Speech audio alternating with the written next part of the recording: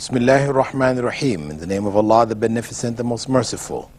I'd like to welcome you, dear viewers, to another in our series, Forces of Evil. Assalamu alaikum wa rahmatullahi wa barakatuh. May Allah's peace and blessings be on each and every one of you. In the previous segments of our program, we've been looking at the ways by which the satanic forces may attack us. And we began to look in our previous program at how we may prevent the harm from particular harm that comes from these sources. Among them, we talked about fearing Allah, putting our fear, directing it to God instead of directing it to His creation. Fear of God is something which everyone should have in their hearts if they're to worship Him properly, if their prayers are to be accepted. This is fear of God in the sense of fear of His displeasure, as opposed to fearing God the way we might fear a loose tiger. We also pointed out there's great importance for sincerity, that we be sincere in our worship, sincere in the various acts that we do, because worship encompasses all the acts in our lives, that we do them sincerely, not to be seen by others, etc. Now, what we're going to look at in these next couple of programs are how do we protect our homes? This is our base, the foundation. How do we protect our homes from the evil, satanic forces around us as individuals, around us in our communities, etc. So the first method is, of course, whenever we enter our homes, we should remember God. If we start from this point, remembrance of God is basically the best way to defeat the satanic forces. When we said to fear God, this involves remembering God. If we can't remember Him, we're not going to fear Him. Sincerity. We cannot be sincere to God, directing our worship to God alone, if we don't remember Him. So, remembrance of God in our homes, this is one of the best ways to fortify it and to protect it from evil. Now, Prophet Muhammad, may God's peace and blessing be upon him, had instructed us in a narration from Abu Malik al-Ash'ari to say, whenever we enter our homes, or whenever we leave it, he said, "Inni as'aluka khayr al-mawlaj wa khayr al-makhraj. Bismillahi walajna wa bismillahi kharajna. Wa ala rabbina tawakkalna." Then we should give greetings to the people in the house, saying Salam Alaikum to them. That dua says, or that supplication says, "O Allah, indeed I ask you for the good upon entering and upon leaving. In the name of Allah we have entered, and in the name of Allah we have left, and upon Allah our Lord we have depended." So what we're doing in this first fortification or first means of protecting our homes is that right from the very first step we enter into the home, we do it in the name of God. This should help to keep the evil things that we might be bringing back with us into the home. That we make this dua first, put ourselves in the correct spiritual state of mind. We don't come back in the home angry with the results of some things that happen into our office, and we have this misplaced or displaced aggression where we take it out on our family, we take it out on our wives, our children, etc., because we're bringing this stuff back home with us. No, we're coming into the home, first thing we should do, make this dua. Remember God. Remember ultimately that whatever we do, it should be done pleasing to God. And then, as the Prophet ﷺ said, we should greet the people of our homes. Now this is a general instruction which Allah Himself has given in the Quran. In Surah Nur, the 24th chapter, verse 61, Allah there says, فَإِذَا دَخَلْتُمْ بُيُوتًا فَسَلِّمُوا عَلَىٰ أَنفُسِكُمْ تَحِيَّةً مِنْ عِنْدِ اللَّهِ مُبَارَكَةً طَيِّبَةً. When you enter houses, salute each other with a blessed, excellent greeting from Allah.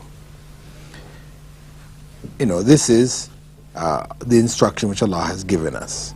This is a standard practice for Muslims. Whenever we come in, we give salams. That is, we say salam alaikum. Now this salam alaikum though it is, generally taken to just mean like hi, hello, how are things, type of thing, this greeting, salam alaikum. Actually, it is a very deep, it has a lot of deep meaning which relates back to God. As-salam is actually one of God's names. Peace. So when we say assalamu alaikum, we're saying really, may God's peace be on you. May the peace of God be upon you. So we wish that for the people of the house when we come in. And we have a narration from the Prophet ﷺ collected in Tirmidhi, which is authentic, where Prophet ﷺ had said, my son, he related this actually to Anas, who was his personal servant, whose mother had dedicated him to the Prophet ﷺ, Anas ibn Malik. And the Prophet ﷺ on one occasion said to him, my son, when you enter upon your family, greet them. It will be a blessing for you and your family. So you don't surprise them also. You greet them ahead so they know, they're aware of your coming, so it doesn't become a kind of a surprise where you might catch them in circumstances which they don't really necessarily want to be caught in. Now there's another narration which the Prophet ﷺ gave guaranteeing for whoever does this particular act a special guarantee from God. He said, there are three groups of people who will all have guidance from Allah, the Exalted, the Sublime. And he mentions the first, the second, and then the third. He said, the third is a man who greets his family when he enters his home. He has a guarantee from Allah, the Exalted, the Sublime. So we see there's strong encouragement to greet when we enter the home. First one is to mention Allah's name when we're entering the home. Second one, to greet the members of the home. The third now, because what we do when we come home, oftentimes we sit down, we eat and drink, etc. The third level now is to remember Allah when the time for eating comes.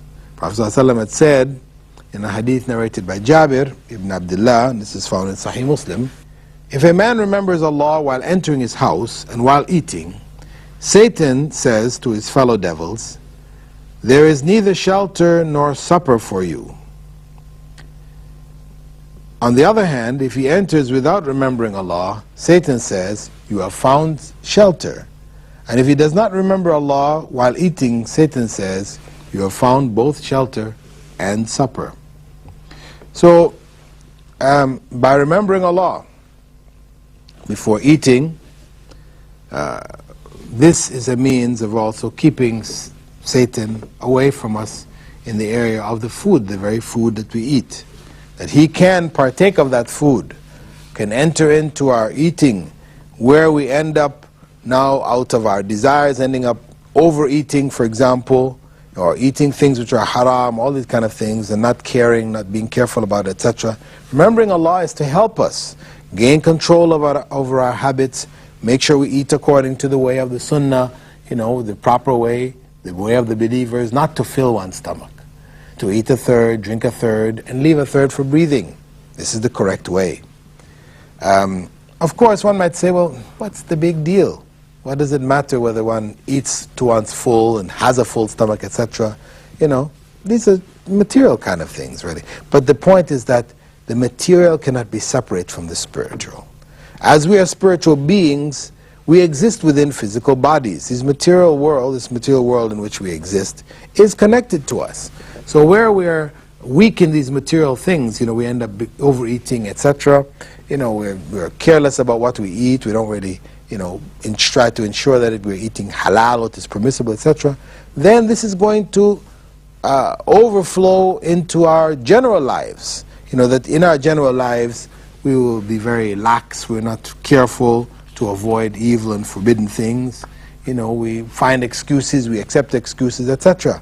Those physical things or habits in the home are oftentimes reflected outside of the home.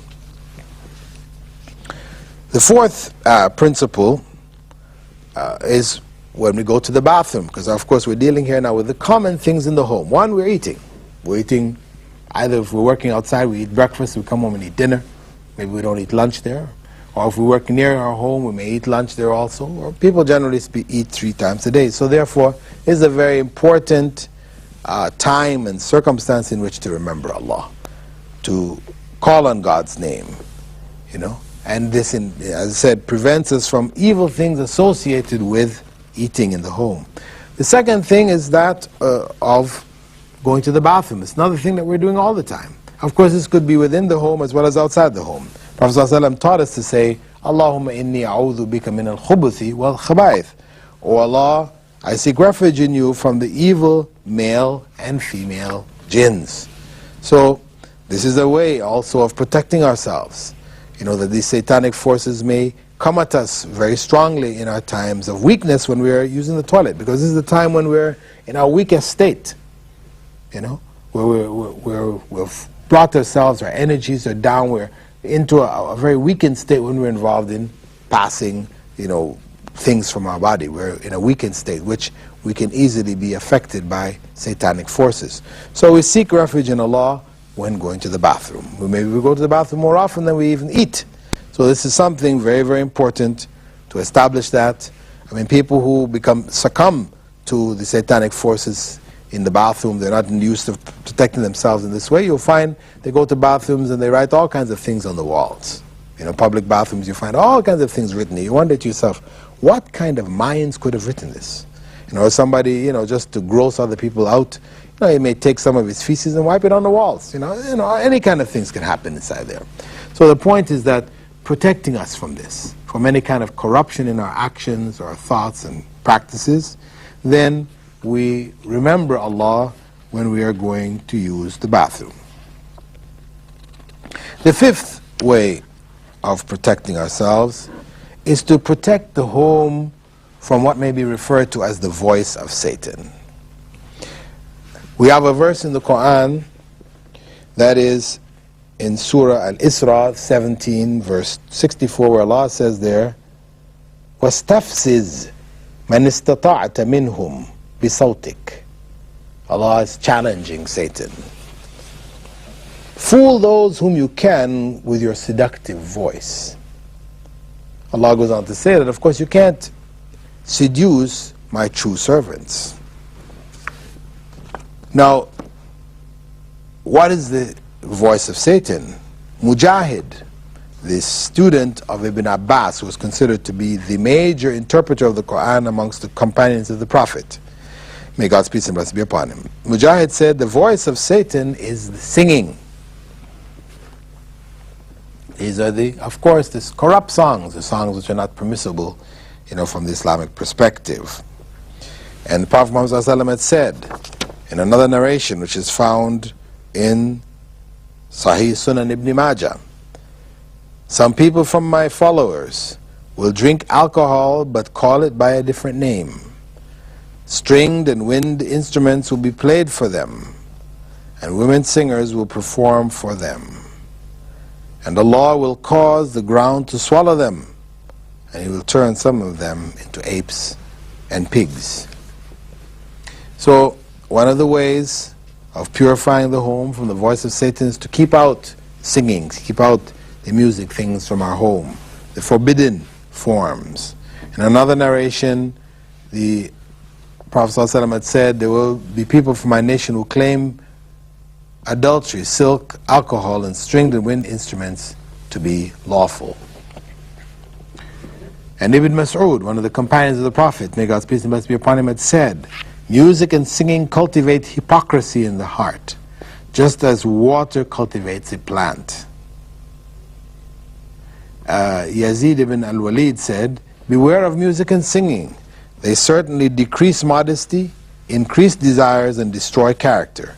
They are a substitute for wine because they intoxicate. Abu Hanifa had said, listening to music and singing is sin.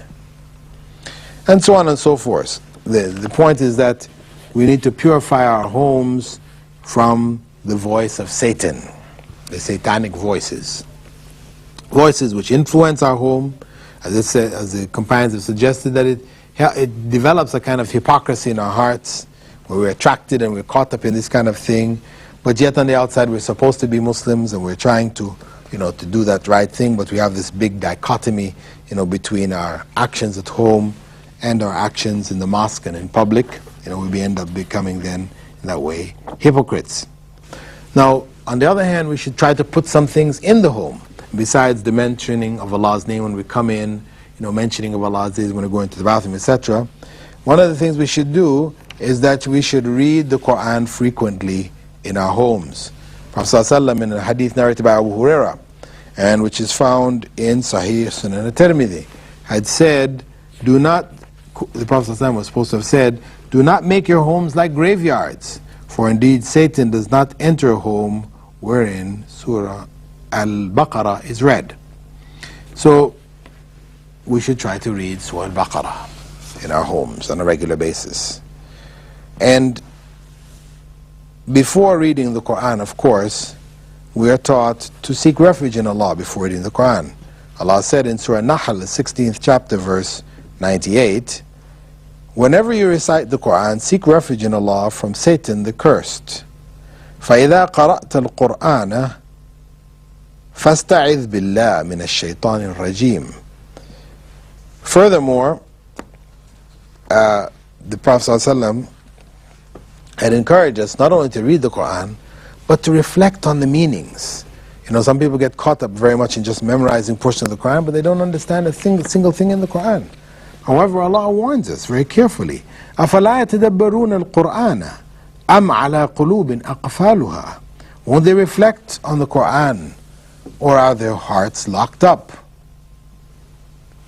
Reflection on the Quran is very, very important. When we read the Quran, it should not just be a ritual reading. We have to read Surah Al-Baqarah, whatever, just get the book and just read it through, rattle it off between yourself, your wife, your children, whatever. No, it is about reflection on the meaning, because the benefits of the Quran come through reflection on their meanings, understanding. There's guidance there. It's not a book of magical potions that we just recite them and magically everything is going to be. This is a misunderstanding of the Quran and its usage. Some people tend to focus on this kind of thing. They will call me up from time to time and say, do you have a verse? I got this problem, right? One, I need to get married. Do you have a verse you can read that'll get married?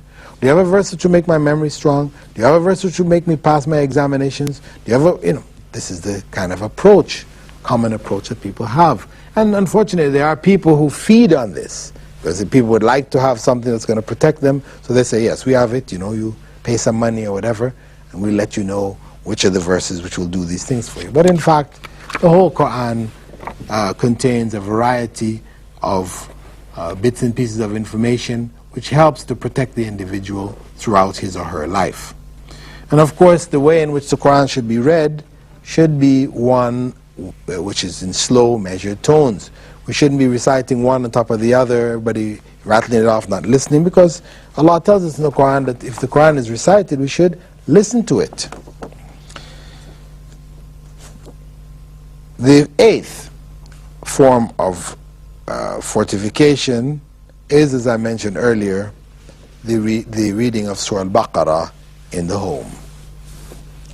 And we'll look at that in some more detail in our coming session, but just enough for us to say, really, the Prophet ﷺ had said, everything has an apex. The apex of the Quran is Surah Al-Baqarah. Certainly when Satan hears Surah Al-Baqarah being read, he leaves the home wherein it is recited. So there's strong encouragement for us to recite this chapter of the Quran. With that, dear viewers, I'd like to thank you for being with us in this segment of our program, The Forces of Evil, where we have looked at how to prevent this evil from reaching into the very hearts of our homes. And with that, I'd like to bid you farewell for being with us, hoping that you'll continue to follow the program. If you have any words of advice or suggestions, you may write to me, Dr. Bilal Phillips, at Sharjah TV, P.O. Box 111, Sharjah. That is S-H-A-R-J-A-H. Some of you written to me and spelled it Sharjah. It's not Sharjah, but Sharjah. S-H-A-R-J-A-H, United Arab Emirates. Or you may email me at my website, bilalphillips.com. Assalamu alaikum wa rahmatullahi wa barakatuh.